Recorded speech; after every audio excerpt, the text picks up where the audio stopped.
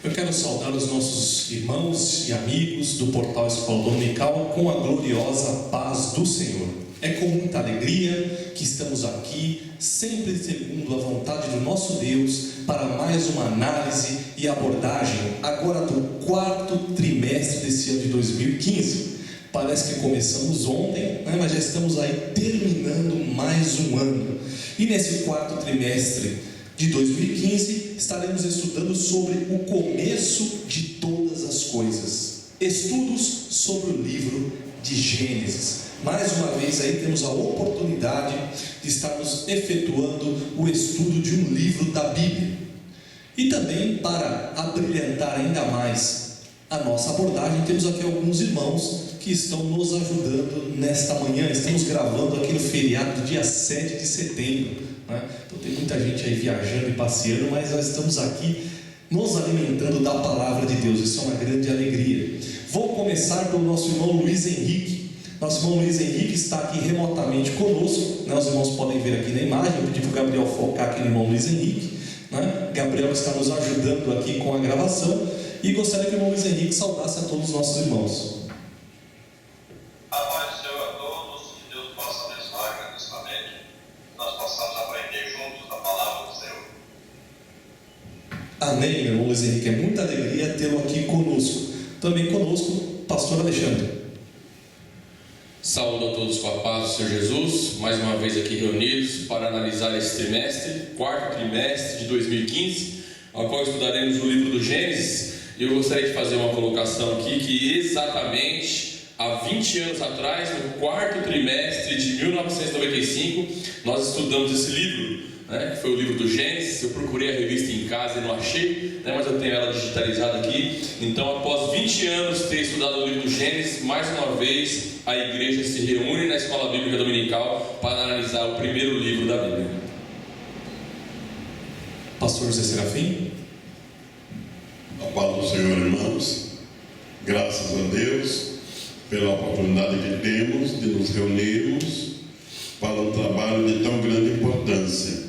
Nesse encontro nosso, nessa reunião, pretendemos fazer um apanhado geral do assunto que vamos estudar nesse quarto trimestre, ou seja, o estudo do livro do Gênesis, estudando o começo de todas as coisas. Eu gostaria de aproveitar o ensejo e dizer que todos os crentes deveriam aproveitar muito esse trimestre, porque o livro do Gênesis ele abre o horizonte para o estudo de todos os demais livros da Bíblia Sagrada. E vamos encontrar aqui fortíssimos argumentos para combater o materialismo, ou a doutrina, ou o ensinamento aí daqueles que não acreditam na palavra de Deus, que tudo aconteceu por acaso. Então o livro de Gênesis vai mostrar que tudo tem a sua origem em Deus. E nós teremos um crescimento espiritual estudando com afinco, com desejo este livro sagrado. Muito obrigado por mais uma vez ser presente conosco, pastor José Serafim. Evangelista, doutor Caramuru. Quero saudar os irmãos com a paz do Senhor. É um motivo de alegria estarmos fazendo esta quarta abordagem do trimestre do ano, agradecendo a Deus por podermos ter mais um ano de estudo da palavra de Deus. E o estudo do livro de Gênesis, como disse o pastor José Serafim, será um estudo importantíssimo, porque é a partir, como diz o título do nosso trimestre, o começo de todas as coisas. Então, nós temos que aprender o começo de tudo para entendermos o plano de Deus para o homem. Muito obrigado ao nosso irmão Caramuru. E para nós começarmos, queria perguntar para o nosso pastor Serafim. Pastor Serafim, por que o livro dos Gênesis é considerado o livro das origens, ou o livro dos começos? Queria que o senhor também falasse os nomes em grego e em hebraico desse livro. Ok, com muito prazer então. Eu fiz aqui um apanhado, procurei informações mais profundas sobre o assunto. O primeiro livro sagrado é o Gênesis, o primeiro livro do Pentateuco.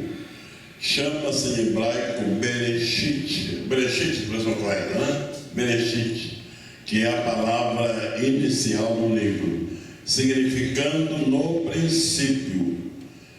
Os 70, quando eu digo 70, eu me refiro à primeira tradução do Pentateuco, do grego, do hebraico para o grego, que foi feito aproximadamente no ano 200 a.C. Disse 70, mas na verdade eram 72 escribas judeus que fizeram a tradução a pedido de Ptolomeu, rei do Egito, fazendo a tradução do Pentateuco. Então eles puseram o nome de Gênesis, que era Bereshit em hebraico, e passaram a chamar o livro de Gênesis, que em grego significa a origem de todas as coisas, ou o princípio, então tendo o mesmo significado. Então esse livro trata do começo de todas as coisas, dos céus e da terra, das plantas, dos animais, do gênero humano e de todas as instituições e relações humanas. É tipicamente a sementeira de toda a Bíblia, pois encontram-se nele todos os germes de todas as grandes doutrinas referentes a Deus, aos homens, ao pecado e à salvação. Há mais de 60 citações do Gênesis no Novo Testamento. Se queremos entender verdadeiramente a revelação de Deus, temos de iniciar nosso estudo no primeiro livro da Bíblia. O seu autor é Moisés. A chave deste livro é a palavra princípio, que está em Gênesis capítulo 1, versículo 1.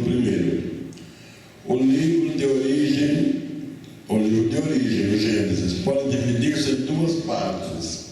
Primeira, a origem do mundo e do gênero humano, capítulo 1 ao 11º, ou 11. Segunda parte, os patriarcas, que vai do capítulo 12 ao capítulo 50. O escritor inspirado dividiu a sua obra em 10 seções, iniciando uma pelo título, o livro das gerações, ou por palavras equivalentes. Depois, não sei se posso usar algum tempo, ainda há tempo ainda. A origem do mundo e do gênero humano. Então, a primeira parte está do capítulo 1 ao capítulo 11. Que é o livro das gerações dos céus e da terra. E do capítulo 2 ao 4, que une as duas narrativas da criação. A segunda parte, o livro das gerações de Sete, capítulo 5, versículo 1, até a renovação de Noé. A terceira parte, o livro das gerações de Noé, capítulo 6 ao 9. Seus filhos são os progenitores da nova raça. A quarta parte é o livro dos filhos de Noé, capítulo 10. Primitivas tribos e domínios. A quinta parte é o livro das gerações de Sem, capítulo 11, versículo 10. O primeiro passo na escolha de um povo. Sexta parte, o livro das gerações de Terá, pai de Abraão, capítulo 11, versículo 27. O segundo passo, o nascimento de Abraão. Os patriarcas, do capítulo 12 ao 50. A sétima parte, o livro das gerações de Ismael, capítulo 25, versículo 12. Esse Ismael é a linha rejeitada, ou seja, os árabes. Na oitava parte, o livro das gerações de Isaac, capítulo 25, versículo 19. A descendência escolhida. A nona parte, o livro das gerações de Esaú, capítulo 36. A nona parte, a segunda linha rejeitada, os edomitas, de onde veio Esaú. A 10ª parte, o livro das gerações de Jacó, capítulo 37, versículo 2. Israel, doravante, chamado povo de Deus. O livro de Gênesis narra eventos que abrangem um período de 2.369 anos. Da criação ao dilúvio temos 1.656 anos. Do dilúvio a chamada de Abraão, 428 anos. O resto da vida de Abraão, mais 100 anos. Da morte de Abraão a de Isaac, 105 anos. Abraão morreu em 1792 a.C. e Isaac em 1687 a.C. Da morte de Isaac a de Jacó, deu 27 anos. Jacó morreu em 1660 anos a.C. Da morte de Jacó a de José, 54 anos. José morreu em 1606 a.C. Nesse apanhado geral, dá para se ter uma ideia globalizada do livro de Gênesis, e daí se estudar a origem de todas as coisas, as gerações, os povos e a direção que tomaram. Aquele povo que se destacou como povo de Deus e aquele povo que se destacou como um povo rebelde, afastado do Criador. Deus nos abençoe. Ficou muito bem explicado, né, pastor Serafim? Por que é o livro das origens, né? Então trata claramente da origem do ser humano, da origem do homem. O homem que tenta buscar e encontrar da onde veio e tantas outras coisas, e na Bíblia está tudo pronto, detalhado e muito coerente, né? Apesar de alguns quererem encontrar na palavra do Senhor alguma incoerência, mas todas elas são sem fundamento, né? Porque o livro dos Gênesis é um livro muito concreto e claro, e o homem, para entender o seu fim, precisa entender o seu começo, né? Muito claro isso. O nosso irmão evangelista Luiz Henrique, ele tem um compromisso daqui a pouco, nós atrasamos até um pouquinho o início, então eu vou antecipar um pouquinho umas perguntas para ele, para que ele possa, assim, o cristão, né, irmão Luiz Henrique, tem que cumprir o horário também, né? Até nisso temos que dar exemplo, né, irmão? Chegar atrasado não é muito bom para o cristão, apesar de muitas coisas da nossa vida às vezes vão levar o trânsito, né? Dependência de outras pessoas, é assim. Nós também não queremos segurar muito o nosso irmão. Então eu queria perguntar para o irmão Luiz Henrique, o que o livro de Gênesis fala sobre a criação do homem? Como relacionar esta narrativa com as descobertas científicas feitas pelo homem?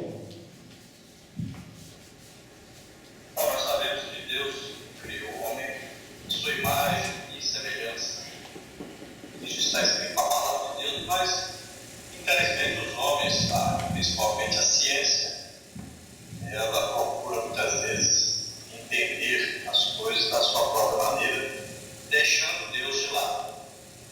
Então existe a falsa ciência, mas também existe a ciência que é uma ciência verdadeira, que na verdade essa ciência verdadeira ela sempre vem comprovando o que a Bíblia já diz. Todas as descobertas que a ciência vem fazendo, na verdade está apenas confirmando o que já está escrito na Bíblia. Mas a falsa ciência ela vem com teorias, com várias coisas que tentam distorcer a palavra de Deus. E principalmente dizer que Deus não existe e que as coisas que estão escritas na Bíblia não são verdadeiras. Daí vem, por exemplo, a teoria de Charles Darwin, do evolucionismo, e teorias da intervalo, dizendo que a Terra tem tantos bilhões de anos. Então são várias teorias que na verdade são apenas teorias que não provam nada, nunca foram realmente comprovadas. Que infelizmente, até na educação do Brasil, são teorias aprovadas e ensinadas em nossas universidades, nossos colégios, faculdades, e na verdade não tem base bíblica, embora os professores professem uma fé, dizem que são cristãos, mas estão ensinando coisas contrárias à palavra de Deus. Existe também a ciência ligada à religião, que é uma ciência que ela diz que é cristã, mas ela adota várias coisas de pessoas que são anticristãos e concordam com várias dessas teorias. Então, são pessoas que são cristãs e ensinam coisas de cientistas, de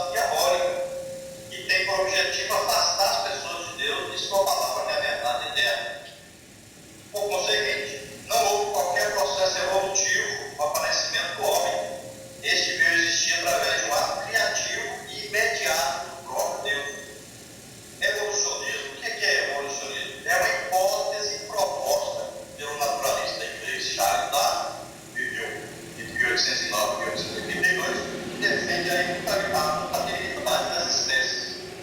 Na explicação secular da existência do universo, afirma que tudo se originou do acaso, ou do Big Bang, uma explosão dos planetas e então se propagam. Entretanto, a Bíblia revela que Deus criou todas as coisas. A evolução afirma que uma espécie dá origem a outras. Diferentemente, o relato bíblico mostra que Deus criou seres vivos conforme as próprias espécies.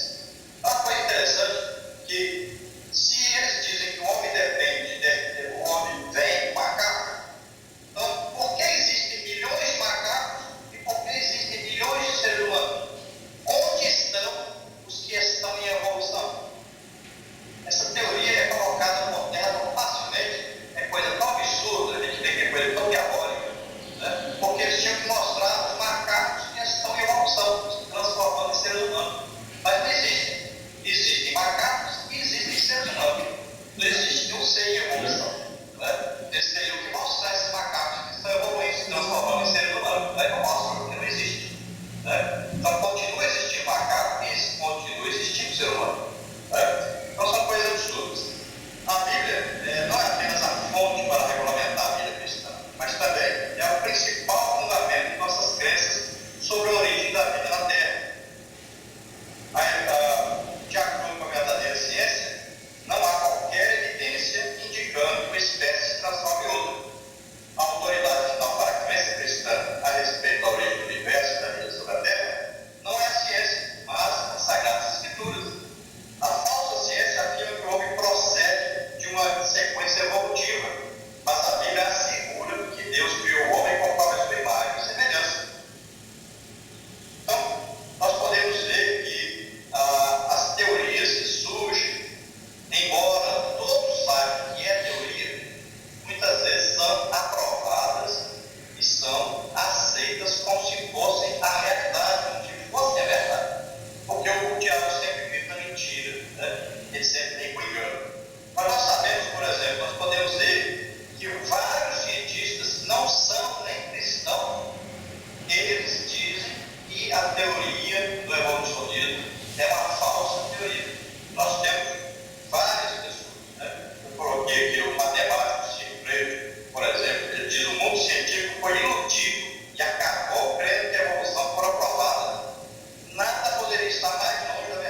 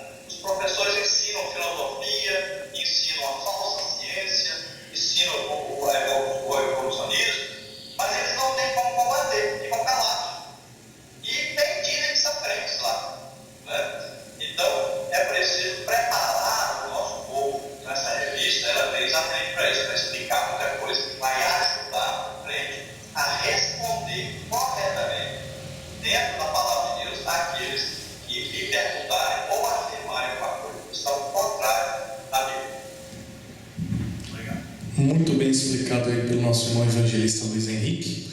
E de tudo que ele falou, um detalhe que me fez lembrar agora é que essa teoria de evolução, ela está muito ligada também com o que nós temos encontrado hoje no neopentecostalismo, né? Porque nada mais do que a crença na evolução é uma crença que leva também o homem a pensar que as coisas relacionadas a Deus também evoluem. Mas a nossa palavra diz que Deus é o mesmo ontem, hoje e eternamente. Então, o irmão Luiz Henrique deixou bem claro isso, né? E nós temos que tomar muito cuidado hoje em dia com essas novas ideias que têm vindo, inclusive no meio do povo de Deus, né? Tem ideias que são muito boas, né, irmão Luiz Henrique, mas tem que ser todas amparadas na palavra do Senhor. Irmão Luiz Henrique, eu vou adiantar aqui uma pergunta para poder liberar o senhor. Falar o que o senhor pode nos dizer de pontos relevantes do livro de Gênesis sobre Isaac. Glória a Deus. Isaac para nós é muito importante estudar sobre Isaac, porque tudo na Bíblia tem um simbolismo. E Isaac, ele representa para nós o próprio Cristo. Quando Abraão é matado por Deus para oferecer o sacrifício, oferecer seu próprio filho a Deus, ali tem um simbolismo de Deus oferecendo o seu próprio filho. Quando Abraão sobe ao monte e vai oferecer o seu filho, ali é uma aliança que existe entre Abraão e Deus, entre Deus e Abraão. Lá no Antigo Testamento, até o nome parece muito com o nome do livro de Gênesis, né? Porque a aliança feita no Antigo Testamento, a palavra é berite, significa aliança desigual. Significa que eu dou alguma coisa para Deus e Deus me dá alguma coisa em troca. Na verdade, seria aliança que exige o que eu dou, a pessoa tem que dar também. Então, existem várias coisas na aliança, como a refeição da aliança, né? Existe a troca de nomes, por isso Deus passou a se chamar Deus de Abraão, Isaac e Jacó. Abraão passou a se chamar Abraão. Infelizmente, na nossa língua não tem aquele H vem do nome de Deus, né? Tetragrama ali. Então, a aliança é coisa impressionante para nós estudarmos. Mas Deus estava em aliança com Abraão. Quando Deus pede o filho de Abraão, automaticamente Deus tem que dar o seu filho para Abraão. Olha só que beleza, porque a aliança exige isso. Tudo que eu dou para Deus, Deus tem que me dar também. Então, tudo que Deus me dá, eu tenho que dar para Deus. Então, ali simbolicamente estava dizendo que se Abraão oferece para mim o seu filho, eu ofereço para Abraão o meu filho. Abraão, nós sabemos que é o pai da fé, é o nosso pai, né? A Bíblia diz que Abraão é o nosso pai, o significado de todos aqueles que têm a mesma fé de Abraão. Então, veja só que Abraão ali está, na verdade, simbolizando todos nós ali, entregando o que nós temos de mais precioso para Deus. E Deus nos dá o que ele tem mais precioso, que é o seu filho. Né? Veja bem que Abraão, quando vai oferecer Isaac, ele está oferecendo tudo o que ele tem de mais importante, de melhor. Mas quando ele vai matar Isaac, Deus diz: faça isso. Agora eu creio, né? Você é obediente, você realmente me oferece tudo que você tem de melhor. Então não faça isso. Da agora para diante, eu vou te abençoar grandissimamente. Por quê? Porque você me deu o que você tinha de mais importante. Então Deus está prometendo, na verdade, dar o seu filho. E é interessante que Jesus fala em João, ele diz que o evangelho foi pregado a Abraão. E Abraão creu nisso. Que tipo de evangelho? Exatamente isso. Quando Abraão dá o seu filho, Deus diz: olha, para o seu filho, Deus pediu tudo. Arranjou ali o cordeiro, o carneiro, colocou no lugar do seu filho. Mas quando Deus ofereceu o seu filho, não existe substituto para Jesus. Jesus é perfeito. Um animal não poderia substituir Jesus. Um homem não poderia substituir Jesus. Porque Jesus nunca pecou. Então, Deus tem que oferecer o seu filho. Então, esse tipo de evangelho foi pregado para Abraão. E Abraão creu. Né? Então, veja só, é coisa tremenda. Isaac, ele tem um significado para nós de um filho que nasce quando Abraão tem 100 anos. E sua esposa, que antes era Sarai, né? Agora Sara, nações agora ela, agora conserva o filho com 90 anos. Esse filho é um milagre. Não poderia nascer um filho de uma mulher de 90 anos. Até possível um homem de 100 anos. Mas não uma mulher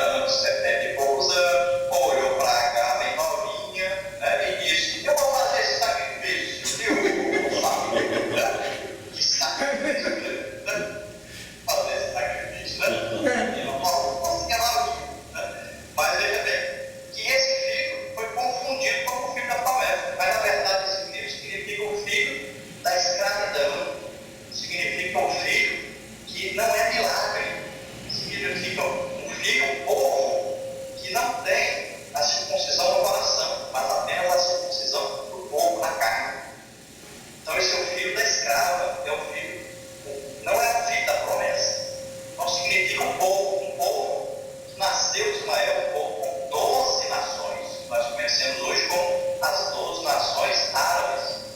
Né? Agora veja só que, como tinha 12 nações, 12 filhos, também a promessa que foi feita a Abraão veio 13 anos depois de Isaac, de Ismael. O Isaac nasce e o Isaac vai gerar filho. E quando nasce Jacó, Jacó vai ter também 12 tribos, 12 povos. Olha só, assim como tem 12 nações árabes, existiam 12 tribos do povo judeu. Nós conhecemos o povo judeu ou hebreus. Né? Então equilibrou aí. Só que Deus disse que um lutaria contra o outro, e assim tem acontecido. Todas aquelas motivações de guerras, terrorismo, tudo é motivação religiosa. Tudo ali por trás está a promessa de Deus, a terra que Deus deu para Israel, que os árabes querem.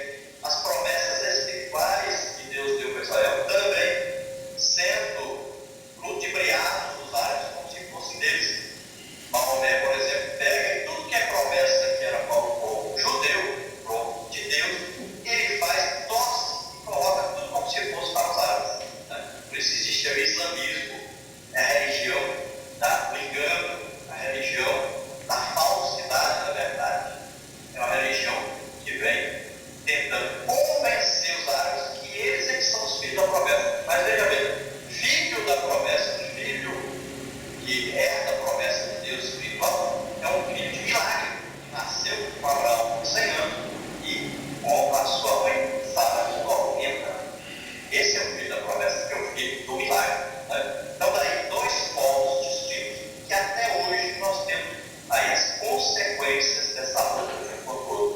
Então Isaac para nós tem um significado muito grande, além de significar povo de Deus, significa para nós, tem aí um simbolismo de ser filho de Deus, né? Simboliza para nós Jesus que foi oferecido por nós na cruz do Calvário, assim que Isaac foi oferecido naquele altar. Né? Então Deus, assim como Abraão deu tudo de melhor que ele tinha, Deus deu o de melhor que ele tinha, que era o seu próprio filho, para morrer por nós na cruz do Calvário. É claro que nós vamos ver, né, durante a lição, nós vamos ver mais detalhes disso aí, né? Nós vamos estudar aí durante o trimestre mais detalhes. Mas o mais importante é sabermos isso aí por enquanto. Deus abençoe os irmãos. Deus abençoe os irmãos. Foi um prazer, uma alegria estar novamente com os irmãos participando. Nós temos agora um desfile, a igreja desfila, né? Uma igreja que tem uma obra na cidade de 12 mil pessoas, né? 14 mil pessoas, e 40 mil crentes. Então a representatividade da igreja na cidade é muito grande. A igreja sempre está desfilando e com muita gente. O bloco maior do desfile de 7 de setembro é exatamente da Assembleia de Deus. Nós vamos lá com a banda de música e vamos lá apresentando cada setor da igreja com desfile. Então Deus abençoe, irmãos. Muito obrigado. Até a próxima, se Deus quiser. Amém. Agradecemos a presença do nosso irmão Luiz Henrique, que Deus continue abençoando o irmão. O irmão é sempre um motivo de grande motivação para nós não nos cansamos em mencionar que o irmão Luiz Henrique é o precursor do ensino da palavra de Deus através da internet. Que Deus continue abençoando o irmão e estamos já com saudade de tê-lo pessoalmente aqui conosco, né, para podermos dar um abraço, falarmos mais sobre a palavra de Deus e vamos orar para Deus preparar um dia para o Senhor estar aqui conosco mais uma vez. Amém? Amém. Amém. Glória a Deus. Amém. Paz do Senhor. Pai do Senhor. Amém. A paz do Senhor. Meus irmãos, deixa eu baixar aqui um pouquinho o volume, né? Acho que assim está bom. O irmão Luiz Henrique falou muito bem, né? É isso mesmo, o grande significado de Ismael para todos nós. De Isaac, perdão. Ele mencionou Ismael, a descendência de Ismael, mas de Isaac, né? E eu queria agora falar com o nosso evangelista Caramuru, que ele falasse um pouquinho, né, para nós, além da autoria do livro de Gênesis, quando que o livro foi escrito, que o irmão falasse sobre a criação de todas as coisas. Como que nós podemos relacionar, né, essa narrativa com as descobertas científicas? O irmão Ezequiel falou sobre a criação do homem, agora que o irmão fale sobre a criação de todas as coisas. Na verdade, o irmão Luiz Henrique já até adiantou bastante do que íamos falar. Primeiro, com relação à autoria do livro do Gênesis, nós temos que a autoria de Moisés. Foi Moisés que escreveu o livro do Gênesis. O primeiro livro do Pentateuco são 5 livros de Moisés. E, infelizmente, essa teologia liberal que tem aí, engraçado, tem combatido a autoria de Moisés. Tem dito que não foi Moisés que escreveu, que teria sido uma compilação de 4 supostos autores que a gente nem sabe quem são. Eles chamam o javista, o eloísta, o sacerdotal e tanta baboseira, desculpa a expressão, mas Jesus disse que foi Moisés. Jesus disse que o Pentateuco foi escrito por Moisés. E nós não podemos contrariar Jesus. Foi Moisés que escreveu, e quando escreveu, nós temos a ideia, de que ele escreveu antes do livro do Êxodo, provavelmente naqueles 40 dias que esteve com Deus, quando Deus deu o modelo do tabernáculo, naqueles primeiros 40 dias, Deus também revelou a Moisés a criação de todas as coisas e como se deu o começo de todas as coisas. Aliás, o livro do Gênesis é um exemplo de que profecia não se confunde com o futuro, Aqui nós temos uma profecia a respeito do passado, O livro do Gênesis é uma profecia a respeito do passado. Moisés não estava lá quando Deus disse haja luz, Então nós vemos como Deus revela todas as coisas. Aliás, é interessante também lembrar que, embora o livro de Gênesis logicamente seja o primeiro livro da Bíblia, porque ele retrata o começo de todas as coisas, não foi o primeiro livro da Bíblia a ser escrito. Moisés deve ter escrito o livro de Jó ainda quando estava em Midian. Então o livro de Jó é considerado o livro mais antigo da Bíblia Sagrada. Mas, logicamente, o livro de Gênesis, por falar do começo de todas as coisas, é ele o livro.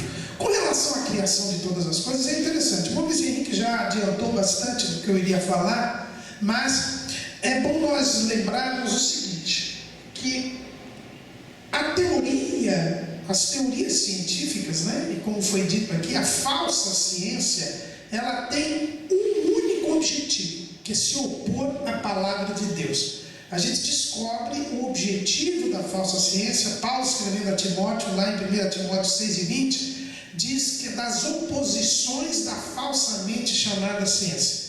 Então, o objetivo da falsa ciência é contrariar a Bíblia. Ela não está muito preocupada em descobrir a verdade, até porque se fosse descobrir a verdade, a verdade é uma só, ela só vai confirmar a Bíblia Sagrada.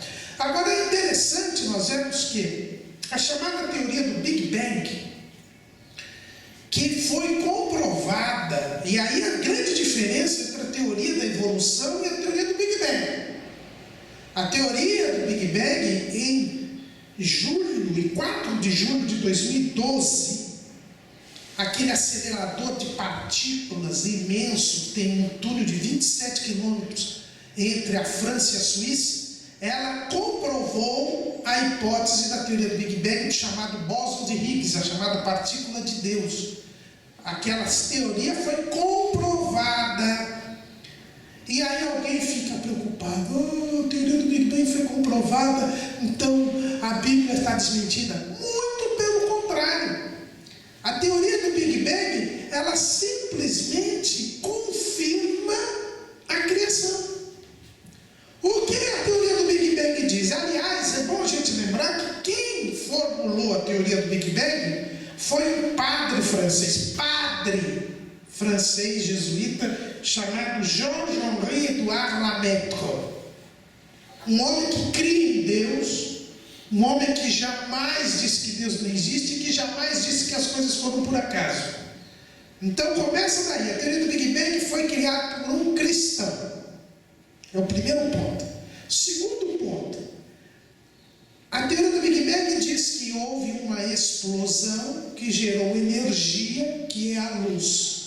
E o que a Bíblia diz? E disse Deus, haja luz. Portanto, uma teoria do Big Bang simplesmente está a comprovar o que a Bíblia Sagrada diz. Outra coisa, na sequência da criação, nós vemos seres mais simples e seres mais complexos. Existem seres mais simples, como a ameba, e existe o ser mais complexo, que é o homem. E Deus foi criando do mais simples ao mais complexo. O que a teoria da evolução mente é dizer que as espécies se transformam em outras, como disse o evangelista Luiz Henrique. E a Bíblia diz que cada ser foi feito conforme a sua espécie. E eis a diferença entre a teoria do Big Bang e a teoria da evolução. Como disse o irmão Luiz Henrique, a teoria da evolução não mostra até hoje um meio macaco, meio homem, um meio peixe, meio anfíbio. Não acha. Ah, e os fósseis que se acham? Os fósseis são de espécies que não existem mais. Espécies extintas. E pode haver extinção de espécies? Pode. As mudanças que a Terra sofreu demonstram isso. Nas aulas que nós vamos falar, nós temos até um livro, tem alguns pontos polêmicos, mas o pastor Ailton Muniz de Carvalho, ele escreveu um livro, Deus e a História Bíblica dos 6 Períodos da Criação, lá na década de 90, onde ele mostrou perfeitamente a compatibilidade entre a teoria do Big Bang, que ainda não tinha sido comprovada, e a palavra de Deus. Outro ponto que se costuma dizer, mas o homem tem milhões de anos, milhares de anos, ou as rochas têm milhões de anos, o universo tem bilhões de anos, e a Bíblia diz que tudo foi formado em 6 dias. Os dias da criação não são dias de 24 horas. Existe uma cronologia bíblica que diz que o mundo tem 6.000 anos. Sabe de onde veio essa cronologia bíblica? Veio de um cálculo de um arcebispo irlandês chamado James Ussher, que publicou como nota de rodapé na Bíblia do Rei Tiago.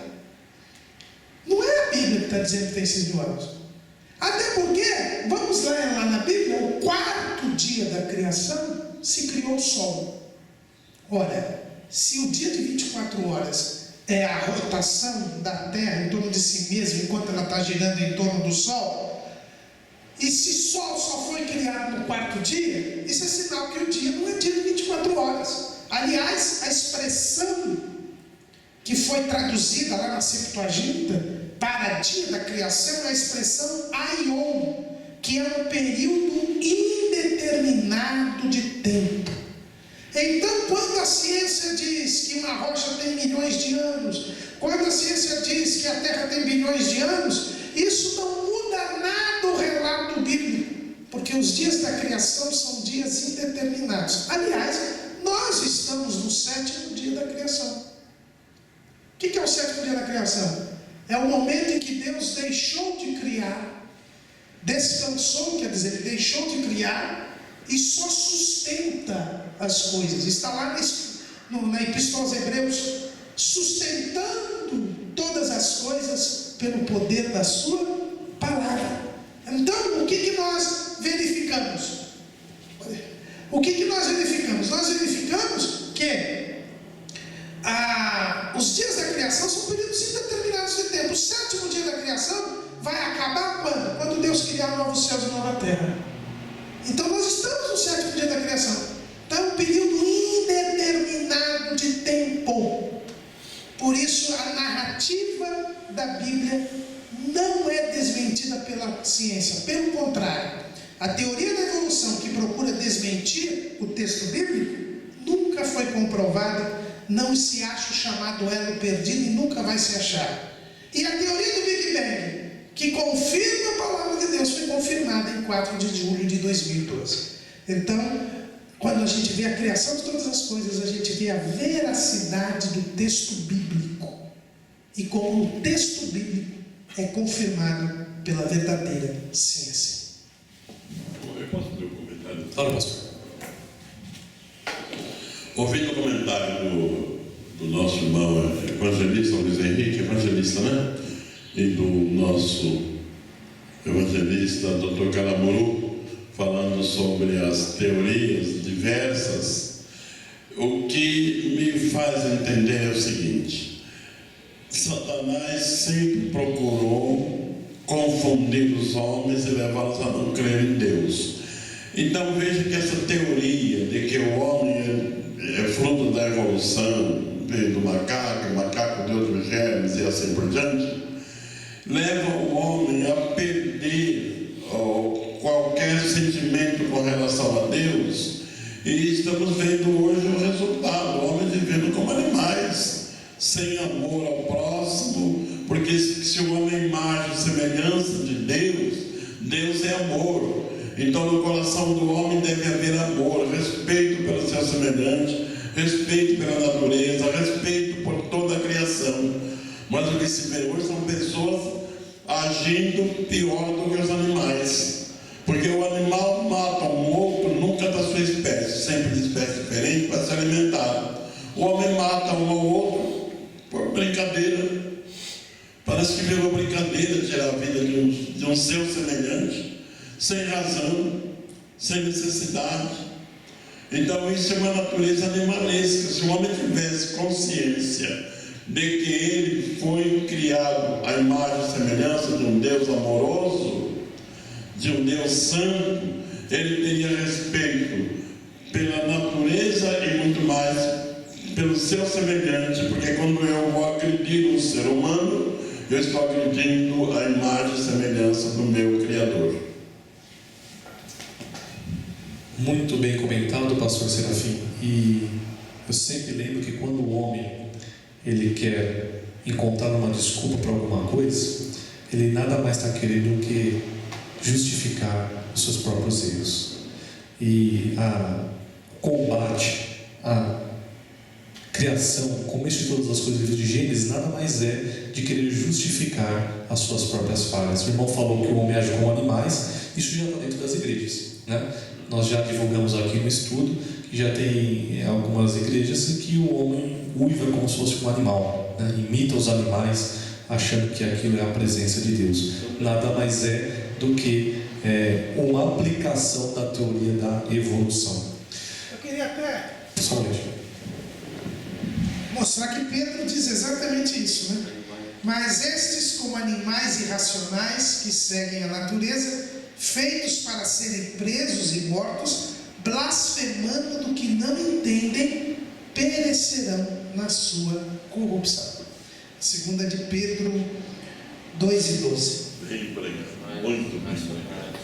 já estava revelado ali para Pedro o que ia acontecer, né? O pastor Alexandre está aí quietinho, mas não vai ficar tão quietinho mais não.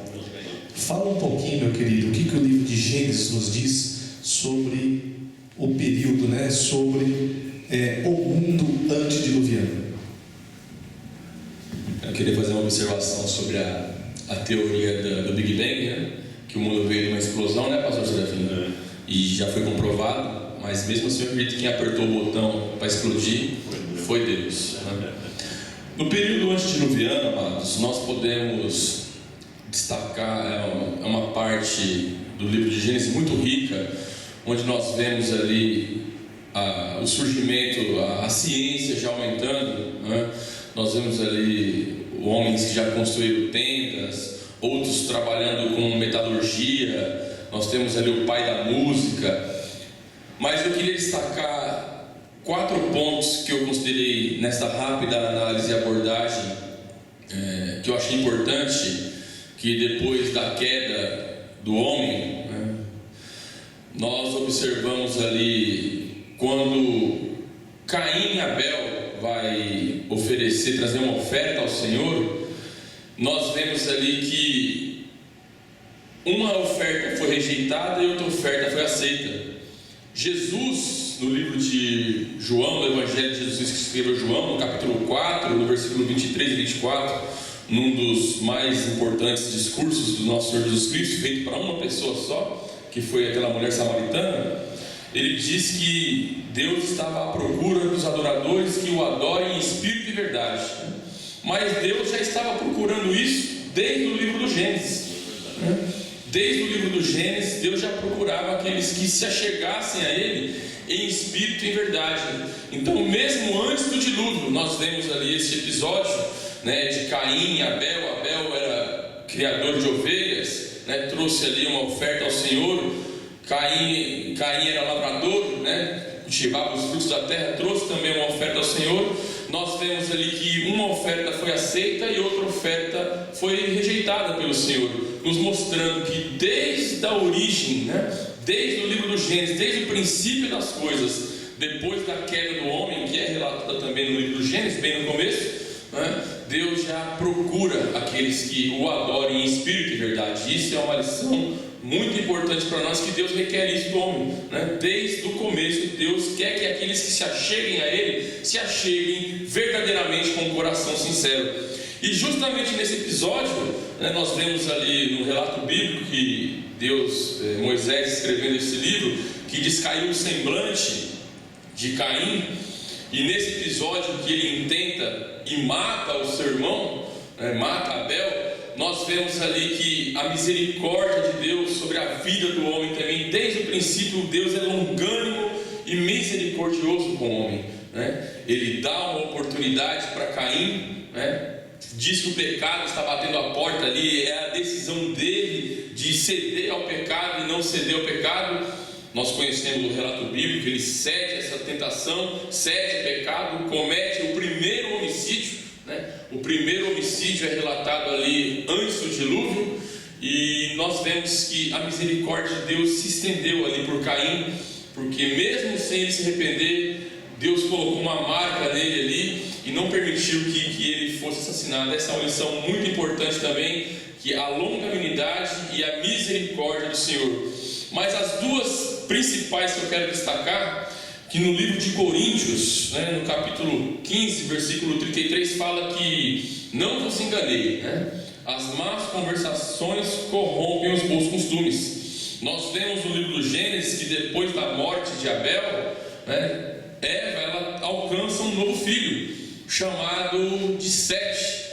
E da linhagem de Sete, diz o livro do Gênesis, antes do dilúvio, que houve uma linhagem piedosa, uma linhagem que passou a buscar a Deus. Que o versículo fala que Sete, ele teve um filho chamado Enos, e a partir dali passou-se a invocar o nome do Senhor, passou-se a buscar o nome do Senhor. Então, a partir desse versículo, que está ali para deixarmos bem exemplificado, está no livro do Gênesis, onde passou-se a buscar invocar o nome do Senhor, está no capítulo 4, 26, e a Sete mesmo também nasceu um filho e chamou o seu nome Enos. Então se começou a invocar o nome do Senhor. Nós vemos ali que a partir daí passou a ter duas gerações: a geração de Sete, que era uma geração piedosa, e a geração de Caim, que foi uma geração que procurou se afastar,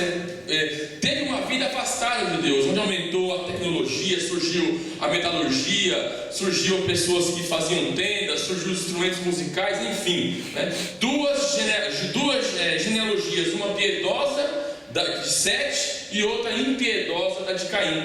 E nós vemos que a partir do versículo 6, que essas gerações começam a se misturar, né? No capítulo 6, no versículo 2, diz que viram os filhos de Deus que as filhas dos homens eram formosas e tomaram para si mulheres de todas que escolheram. E o versículo 3 diz: então disse o Senhor, não contenderá o meu espírito para sempre com o homem, porque ele também é carne, porém os seus dias serão 120 anos. Então, antes disso, nós podemos imaginar como era a vida dos antediluvianos. Era uma vida longa, homens que viviam mais de 900 anos. Matusalém, que foi o que mais viveu, que está registrado na Bíblia, viveu 969 anos. Então era uma vida, a tecnologia tinha aumentado, a vida deles, a abundância de pão, né? Uma vida longa. Então tudo isso colaborou para que eles viessem ter uma vida desregrada, né? E agora, aqueles homens que eram piedosos, que buscavam a Deus, começam a se misturar, né, com aqueles que viviam uma vida além de Deus, como se Deus não existisse. né? E por isso que eu disse que não vos enganeis que as más conversações corrompem os bons costumes. Aqui nós vemos que não pode haver mistura entre o povo de Deus, né, com aqueles que não temem a Deus. Desde o princípio Deus já reprovando aqui a mistura, né? E qual foi a consequência dessa mistura, né? Nós vemos que passou a ter 3 qualidades daquele povo que se misturou, né? Quando nós vemos no capítulo 6, no versículo 5, a semelhança dos antediluvianos com a geração que nós vivemos hoje, né? Nós vemos no versículo 5 do capítulo 6 do livro do Gênesis: e viu o Senhor que a maldade do homem se multiplicara. Hoje nós vivemos dias maus, a maldade impera. O pastor Serafim já disse aqui que a vida do homem é tirada com a maior facilidade, sem nenhuma misericórdia. Por uma bicicleta, por um celular, tira-se a vida de uma pessoa, né? Então essa característica tinha ali nos antediluvianos, que Lameque, né, tirou a vida de 2 pessoas só porque chateou ele, né? Só porque discordou com ele, ele assassinou aquela pessoa. E nós vemos nos dias de hoje muitas vezes que por você não concordar com a ideia de uma pessoa, surge ali uma briga, e dessa briga surge até um homicídio, né? Então nós vemos essa qualidade. A violência, no versículo 13 do capítulo 6, é uma outra semelhança nos dias de hoje. O versículo 13 diz: então disse, versículo 13, isso mesmo: então disse Deus a Noé: o fim de toda a carne é vindo perante a minha face, porque a terra está cheia de violência, né? Uma outra característica do antediluvianos eram pessoas violentas, né? E no versículo 11 fala: a terra porém estava corrompida, né? Então essas 3 qualidades, depois que os filhos de Deus deixaram de ficar exclusivamente servindo a Deus para se misturar com aquela descendência ímpia, havia maldade, havia violência e havia corrupção. Então tudo aquilo que havia nos antediluvianos, aquele povo antediluviano, é o que nós vemos hoje, né? E esta é uma lição muito importante. Deus fala para Noé que o fim de toda a carne é vindo perante a minha face. Deus chegou no seu limite, com tanta violência, com tanta maldade, com tanta corrupção. Isso é um alerta muito importante para nós, porque até o evangelista Mateus, ele registra as palavras do nosso Senhor Jesus, né? Que assim como nos dias de Noé, casava, se dava em casamento. Esse texto está aqui escrito no Evangelho de Mateus, no capítulo 24, a partir do versículo 36. Mateus relata as palavras do Senhor Jesus: porém naquele dia e hora ninguém sabe, nem os anjos do céu, nem o Filho, mas unicamente meu Pai. E, versículo 37, como foi nos dias de Noé, assim também será a vinda do Filho do Homem. Porque assim como nos dias anteriores ao dilúvio, comiam, bebiam, casaram-se e davam-se em casamento, até o dia que Noé entrou na arca e não perceberam.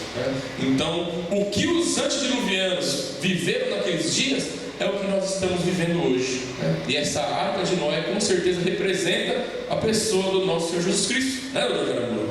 Aquele que estiver dentro da arca se salvará do dilúvio, ou seja, aquele que estiver em Jesus Cristo se salvará da grande destruição que está relatada lá em 2 Pedro capítulo 3, versículo 8. Então, essas são as semelhanças, né, que eu pude extrair, os pontos principais desse povo antediluviano, né?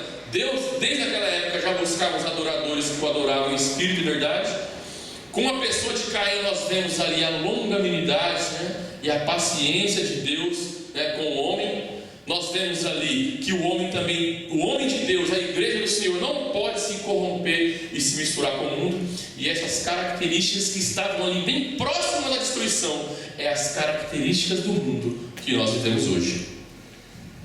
Muito obrigado, meu irmão. E eu estava observando as suas palavras, e às vezes nosso irmão, nossa irmã internauta pode pensar: então o curso da gente só falou da história. Não é somente o conteúdo histórico. O irmão comentou sobre os filhos de Deus, e eu me lembro que quando eu pertencia a uma certa denominação, uma certa seita, eu aprendi lá que esses filhos de Deus eram os anjos, né, que tiveram ainda relação sexual com as mulheres. Então eu vejo também no estudo do livro de Gênesis uma oportunidade muito importante para a gente combater certas heresias. Tá? Então, durante todo o trimestre também vamos estar abordando esses aspectos da palavra de Deus. Só mais um detalhe, né? Os anos se passam, né? Mas as coisas mudam, a ciência avança, a tecnologia avança, mas depois da queda do homem, as loucuras, as mazelas do homem são as mesmas, desde Gênesis até os dias de hoje. Exatamente. E pastor José Serafim, eu sei que muito foi falado, né? O senhor também deu um resumo no início da nossa abordagem, mas fala mais um pouquinho para nós sobre a origem das nações, o que o livro de Gênesis nos fala sobre a origem das nações. Como já estamos falando, mostrando que o livro de Gênesis é o livro das origens, e nós temos também no livro de Gênesis a origem de todos os povos. Como já bem relatou aqui o pastor Alexandre, de Adão e Eva, os dois primeiros filhos, Caim e Abel. Houve o primeiro homicídio quando Caim matou Abel, mas o texto sagrado diz que Adão e Eva tiveram filhos e filhas. Ninguém pense que era somente Adão e Eva e Caim e Abel. Já havia muita gente na terra. Comprova-se também isso pela palavra do próprio Caim, quando ele disse a Deus: qualquer um que vai me encontrar me matará. E Deus lhe colocou um sinal para que ninguém o ferisse, sinal que já tinha muita gente na terra e alguém iria querer vingar a morte de Abel. E Deus então colocou nele um sinal para que ninguém o ferisse, dando-lhe uma oportunidade de arrependimento, de conserto. Mas está escrito no capítulo 4 de Gênesis que, depois de toda a oportunidade que Deus lhe deu, ele endureceu o coração e ele saiu da presença de Deus. É uma desgraça quando o homem sai da presença de Deus. E foi para a terra de Nod, no oriente do Éden. E lá ele conheceu. Conheceu aqui não quer dizer que ele teve o primeiro contato pessoal, quer dizer que ele teve uma relação sexual com ela. Ele conheceu, já era sua mulher, já era casado. E lá tiveram mais uma relação íntima. E desta relação, ele começou aí uma nova civilização na terra de Nod. E ele formou uma descendência rebelde, uma descendência ímpia. Como já disse o pastor Alexandre, daí veio a violência, daí veio a incredulidade, daí nasceu a sensualidade. Apesar de eles terem um progresso material, mas tiveram um regresso espiritual. Quer dizer que nem sempre quando a pessoa prospera materialmente significa que ele esteja em comunhão com Deus. Pode estar longe de Deus e ter um progresso material, como foi o caso da descendência de Caim. E como diz bem o capítulo 6, que os filhos de Deus viram que as filhas dos homens eram formosas. Quem eram esses filhos de Deus? Como já foi mencionado aqui, não eram anjos, porque o anjo é assexuado. E o anjo, sendo espírito, não tem atração pelo ser humano em matéria de sexo. Então essa teoria não tem sentido, nem bíblico e nem lógico e nem científico. Sendo um ser assexuado, não pode ter atração sexual.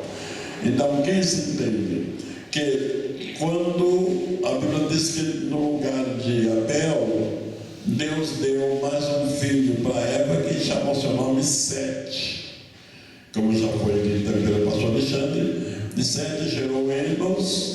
Então se começou a invocar o nome do Senhor.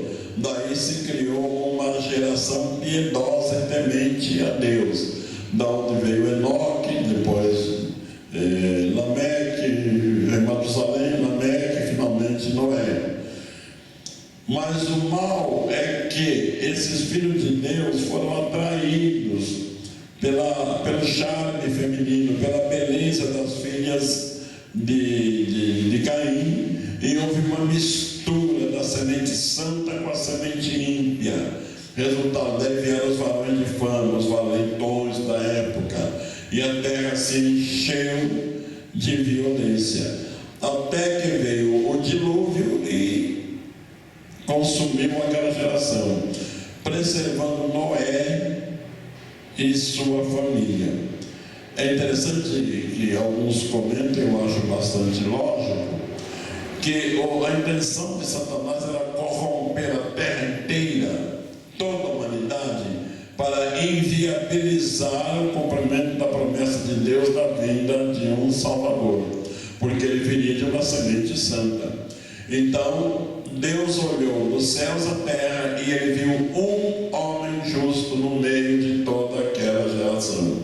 Por isso que, seja qual for o ambiente que o cristão está, ele se mantendo fiel a Deus, Deus o destaca das demais pessoas. Salmo 101, versículo 6: os meus olhos procurarão os fiéis da terra para que andem comigo. O que anda no caminho reto, esse me servirá. Deus viu Noé justo, Deus falou com Noé. Noé construiu a arca obedecendo o mandato de Deus.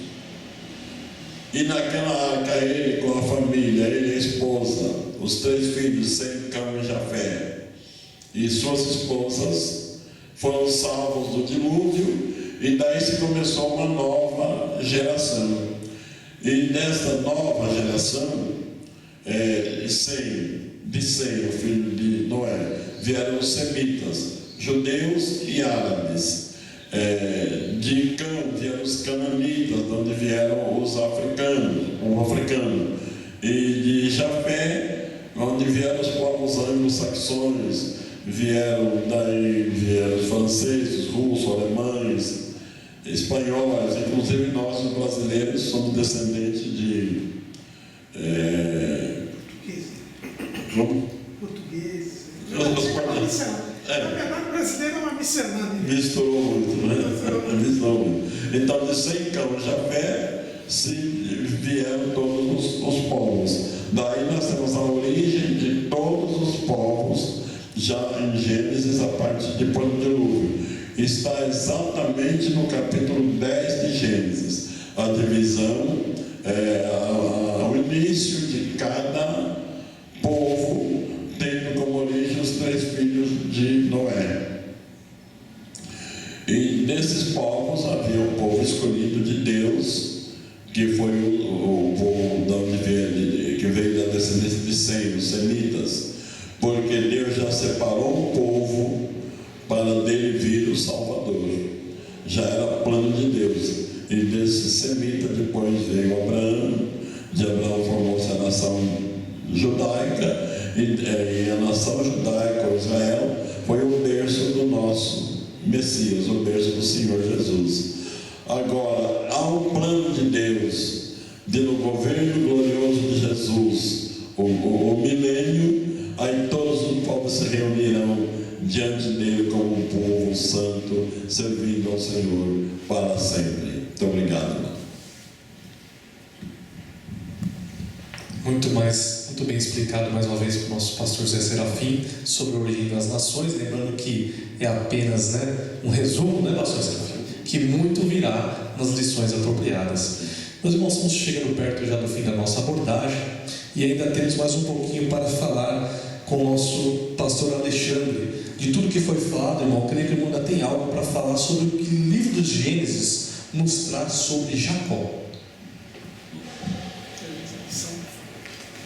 Para nós falarmos de Jacó, é interessante nós falarmos um pouquinho de Isaac e de Rebeca, né?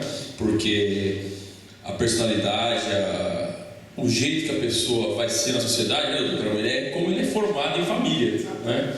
E nós vemos ali na família de Isaac que foi uma obra-prima, começou tão bem essa família. Eu separei alguns versículos aqui da palavra de Deus. Nós vemos aqui em Gênesis, no capítulo 24, quando Isaac sai ao campo, capítulo 24, versículo 63, diz que Isaac saía ao campo para orar, né? Então era um homem de oração, né? E quando Rebeca por você estéril, no capítulo 25, versículo 21, a palavra nos diz que, ora, Isaac orou insistentemente ao Senhor. Então nós vemos que Isaac era um homem de oração, né? Então era uma família de oração. Mas o tempo se passou, né? E nós vemos ali na personalidade de Jacó e de Esaú que eles não tiveram aquela criação, podemos trazer hoje, aquela criação cristã ensinada na palavra de Deus, porque só o nome de Jacó já diz que o nome dele era enganador, suplantador, né? E nós vemos na pessoa de Esaú que Esaú também era uma pessoa rebelde, casou com mulheres que o pai e a mãe não queria, e quando ele viu que desagradou, foi lá e pegou mais duas só para chatear o pai e a mãe. E Jacó, né, nós vemos que nós podemos pegar 3 períodos da vida de Jacó. A primeira fase é a fase que ele era enganador, né, porque ele enganou o seu pai através da sua mãe, da dissimulação da sua mãe ouviu a conversa lá, apesar da bênção já ter sido determinada no nascimento, né, porque Esaú nasceu primeiro e Jacó nasceu depois, e ali veio a palavra do Senhor que o maior serviria ao menor. Então eles tinham que crer, né? Rebeca tinha que crer na promessa de Deus, que Jacó que seria o abençoado, mas ela não creu na palavra. Quando ela viu que Isaac ia abençoar Esaú, ela tramou um plano e Jacó concordou com a sua mãe, lesando o seu pai e lesando o seu irmão. Ou seja, essa atitude destruiu a família, né? Jacó teve que fugir da presença do seu irmão, porque ele intentou em matar o seu irmão. A família foi desfacelada, né? Um foi para um lado, o outro foi para o outro, através dessa atitude de Jacó e da sua mãe, né? Qual foi as consequências desse engano, dessa mentira? Quando ele fugiu para a casa do seu tio Labão, né? Ele foi enganado pelo seu tio, trabalhou 7 anos por Raquel, e quando foi casar foi dado Lia para ele. Ele sentiu ali o sabor de ser enganado, porque ele enganou o seu irmão e depois foi enganado pelo seu tio. Trabalhou mais 7 anos. Na outra semana ele já casou com Raquel, porque alguns falam que ele trabalhou 7 anos. Se nós meditarmos no texto, ele trabalhou 7 anos para casar com Raquel, mas foi dado Lia. Mas aí Labão falou: ele cumpre a semana aí, que depois de uma semana nós vamos entregar Raquel para você. Então na outra semana ele já casou com Raquel, mas depois ele trabalhou mais 7 anos para que, né, cumprisse ali para trabalhar para pagar Raquel, né? Prosperou, né? Apesar de tudo isso, né, ele prosperou.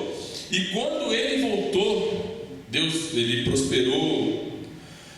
Quando ele volta para a sua terra, né, ele ali que tem o que eu quero destacar, uma coisa muito importante, né, nessa passagem de Jacó, né, quando Jacó foi transformado por Deus ali, né, a primeira atitude que ele tem em Gênesis capítulo 32, ali no Val de Jaboque, né, que ele chama a sua família e pede para eles mudar as vestimentas, pede para eles ali tirar os deuses estranhos, né, para que eles pudessem realmente servir a Deus em sinceridade, né? Então nós vemos o começo da vida de Jacó ali, uma pessoa que enganava, uma pessoa que, né, suplantava, uma pessoa que não tinha um caráter, né, ilibado. Depois que ele tem um verdadeiro encontro com Deus, né, ele passa de Jacó a Israel, né? Ele luta com Deus. Nós vemos ali que o propósito de Deus na vida dele ali se cumpre justamente depois que ele faz um concerto com Deus, né? Depois que ele faz um concerto com Deus.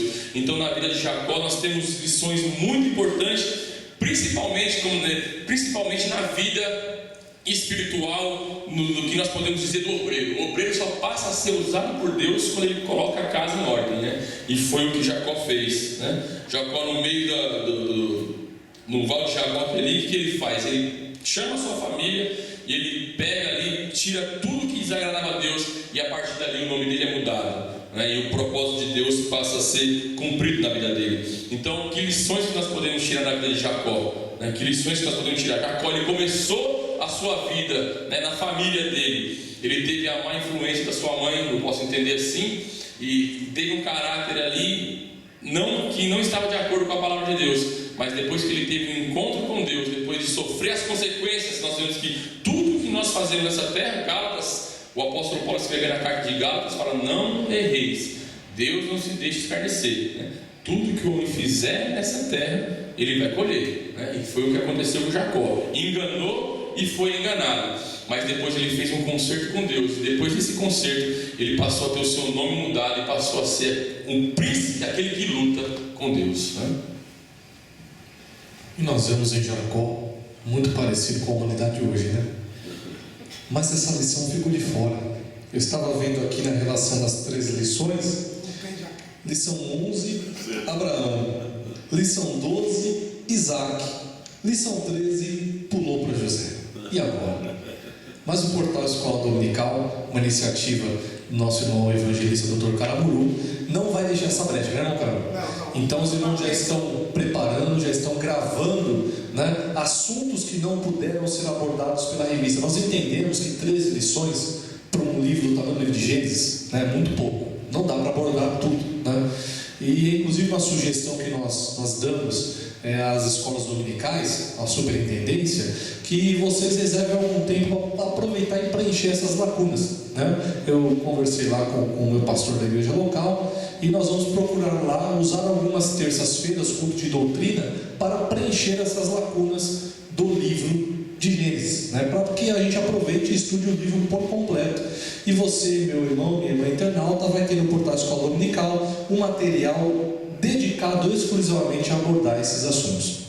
E para nós fecharmos, vamos falar um pouquinho sobre José. Nosso irmão Caramuru, o que Gênesis nos fala de José? Essa parte dos patriarcas, como foi dito aqui no início pelo pastor José Serafim, ficou muito resumida, né? Então nós vamos aí praticamente dobrar o trimestre, né? Nós vamos ter aí 13 estudos, um apêndice sobre Jacó e depois alguns vídeos, né, a respeito dessa parte dos patriarcas.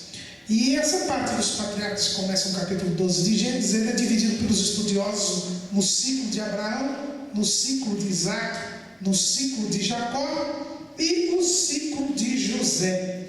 O ciclo de José começa lá no capítulo 37 do livro do Gênesis e vai até o capítulo 50. Então, José era filho de Jacó com Raquel, primogênito de Jacó com Raquel. Também um milagre, porque Raquel era estéril. Lia não era estéril, mas Raquel, que era a mulher amada de Jacó, era estéril. E José veio, e José foi um instrumento de Deus para a preservação do povo de Israel. O povo de Israel foi formado por Jacó, com seus 12 filhos e a sua filha, mas Deus usou José para que José fosse vendido pelos seus irmãos, fosse para o Egito, que era a potência da época, se transformasse no governador do Egito, para trazer aquelas 70 almas do clã, que era apenas um clã, quer dizer, uma família ampliada de Jacó, para que no Egito, no país mais desenvolvido da época, aquele clã se transformasse no povo de Israel. Então o papel de José é muito importante, porque José, ele se apresenta como um tipo de Jesus Cristo, porque ele vai providenciar a salvação da humanidade por causa da fome que estava ali, que foi predita. Ele até no sonho Deus revelou a ele, e ele também é um instrumento pelo qual o povo de Israel consegue um lugar para se formar, para se multiplicar com o melhor da terra da época. José também, se fala muito hoje de José, e eu até gostei que essa pergunta ficou para mim mesmo, porque quando se fala de José, as pessoas falam no sonho, e que seu sonho vai se concretizar, e é uma banalização da figura de José. Né? José, ele se apresenta como o Salvador, por isso que ele é um tipo de Jesus, inclusive o nome que ele recebe de Faraó, Zafenat Paneah, quer dizer o Salvador do mundo. E ele é um instrumento de Deus para a preservação do povo de Israel. E o que é importante, eu gostaria de destacar aqui, já que são os pontos relevantes, é que o livro de Gênesis termina com José pedindo aos seus irmãos que ele não fosse sepultado no Egito, porque ele bem entendeu o papel que Deus lhe deu. Ele disse: olha, vocês vieram para cá, eu vim para cá como escravo, fui vendido, sofri, mas isso eu entendi, era o propósito de Deus para preservar a promessa. Aquela mesma promessa que o primeiro casal creu, que foi a promessa que Deus deu no Éden da redenção, José também creu naquela promessa e creu que, assim como Deus havia falado a Abraão, o povo de Israel iria ter a terra de Canaã. E por isso ele diz: olha, eu quero que os meus ossos vão para Canaã, não quero ser sepultado aqui no Egito, porque o lugar do povo de Deus não é aqui, é o lugar que Deus quer. E o livro de Gênesis termina com essa esperança, termina com essa certeza de que Deus iria cumprir a sua promessa. E é com José que nós temos, no fim do livro de Gênesis, o último começo. É o começo da esperança. É o começo da esperança de uma vida desprendida das coisas desta terra, de uma vida na confiança em Deus, da vida que desfrutará da promessa de Deus. E é assim que termina o livro de Gênesis. O livro de Gênesis termina nos convidando a começar também a crer e esperar na promessa de Deus. Antes de passar para o pastor Serafim, acho que se revelasse para José tudo o que ia acontecer, ele ia falar: não é sonho, isso é pesadelo. É pesadelo. Né? Porque vendido pelos irmãos, vendido como escravo, acusado injustamente, preso, né? Então é sonho para aqueles que só mostram o começo e já vão direto para o fim, né? Não só o meio. Não é verdade? Então, realmente o que o pastor comentou é verdadeiro, né? Se deturpa muito a história de José para trazer para um lado, né, de afago ao ego do ser humano, né, da satisfação dos desejos humanos, né? Então, José não viveu o seu próprio sonho. Eu queria pedir que se perguntasse: o que você quer para a sua vida, José? Olha, eu quero ficar aqui com meu pai, com a minha família, eu quero ajudar, não é? Ele em nenhum momento ia dizer que queria ser levado para o Egito, né? Pastor Zé Serafim. O Dr. Caraburu lembrou bem que José é uma perfeita figura do Senhor Jesus. José foi vendido por seus irmãos por 20 moedas de prata. Jesus foi vendido por seus irmãos por 30 moedas de prata. Valia mais, né? 10 moedas a mais. É inflação. Inflação. Já tem inflação na época. E José foi rejeitado por seus irmãos. Jesus foi rejeitado pelo povo judeu. Ele veio para o que era seu e os seus não o receberam. Quando os irmãos de José desceram ao Egito para comprar mantimento e José era o governador, eles não conheceram o seu irmão. Mas quando ele se deu a conhecer, quando ele se revelou, os seus irmãos se reconciliaram com ele, pediram perdão e fizeram novamente com ele as pazes. Israel não reconheceu Jesus. Mas, indo para a parte escatológica, quando Israel estiver apertado pelo inimigo, porque está escrito no capítulo 16 de Apocalipse, quando na batalha do Armagedon, quando 200 milhões de soldados entrarem no leito do rio Eufrates, que vai se secar, para atacar Israel, e eles entendendo que eles não terão mais chance nenhuma, aí eles clamarão por Jeová, pedindo socorro. E Zacarias, no capítulo 14, está escrito que o Senhor Jesus virá com os santos, e Judas confirma isso no versículo 14 de Judas: eis que havia o Senhor com milhares dos seus santos. Então ele subiu para o céu do Monte das Oliveiras, e ele voltará e colocará seu pé. Aí não fala do arrebatamento. O arrebatamento já se deu há 7 anos atrás. Fala quando ele vier para implantar o seu reino milenar e livrar Israel da mão dos seus inimigos. E quando o Senhor colocar seus pés no Monte das Oliveiras, e eles verem aquele personagem que vai destruir o anticristo pelo assopro da sua boca e pelo esplendor da sua vinda, segundo Timóteo capítulo 2, versículos 7 e 8, aí eles verão um sinal nas suas mãos. Zacarias capítulo 3, versículo 6. E lhe perguntarão: que feridas são essas nas suas mãos? Ele dirá: essa ferida com que eu fui ferido na casa dos meus amigos. Aí se reconciliarão com ele. Haverá choro, haverá pranto e haverá reconciliação. E capítulo 20, versículo 20 do capítulo 14 de Zacarias: então o Senhor será o rei em toda a terra. Amém. Só para concluir de José aqui também, né? Chamam muito de José sonhador, né? O sonhador, você já teve só 2 sonhos, né? Ele veio assim, pensa que vivia sonhando a vida toda, mas foi só 2 sonhos. Teve 2 sonhos e muito trabalho, né? Irmãos, eu quero agradecer mais uma vez a presença dos irmãos. Muito obrigado, né? Estamos aqui num feriado, como eu já havia dito, né? Mas os irmãos escolheram aqui estar conosco. Que Deus os recompense ainda mais. Agradecer também nossos irmãos que participaram online, abrilhantando ainda mais a nossa abordagem.